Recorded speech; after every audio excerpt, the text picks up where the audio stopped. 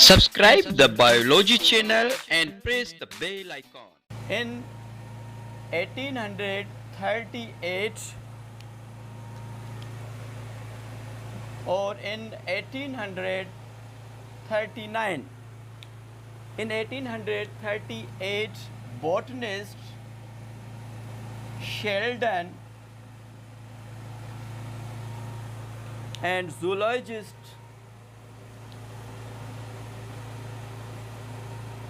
Chevon, इन्होंने कहा कि जो सेल है, सेल के अंदर न्यूक्लियस है बिल्कुल, मगर न्यूक्लियस के बाहर जो सराउंडिंग फ्लूइड है ये साइटोप्लाज्म है। और इन्होंने सेल की थ्योरी पेश की। इन दोनों साइंटिस्ट ने प्रपोज की सेल थ्योरी, जिसकी तीन पॉइंट्स थी।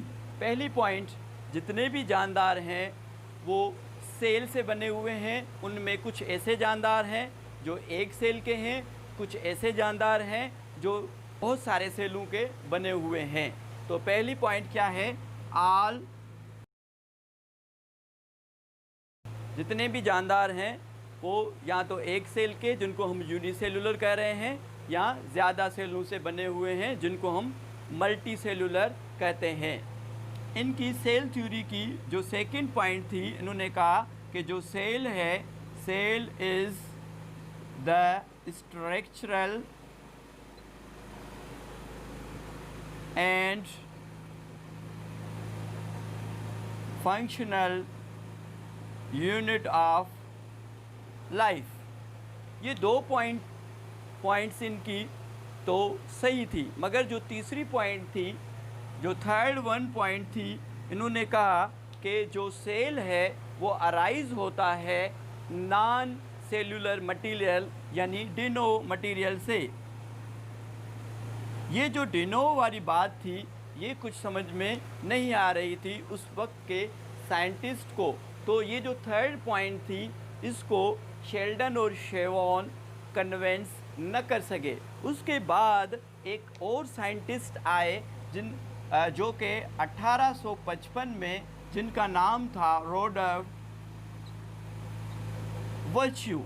इसने कहा कि ये जो थर्ड पॉइंट है ये आपकी सही नहीं है। इस थर्ड पॉइंट को डिस्कार्ड किया और थर्ड पॉइंट इसने एक और ऐड की। इसने कहा कि जो नए सेल हैं वो प्री एग्जिस्टिंग सेल से बनते हैं, जिनमें कि एक प्रोसीजर होता है जिनको कहते हैं सेल डिवीजन।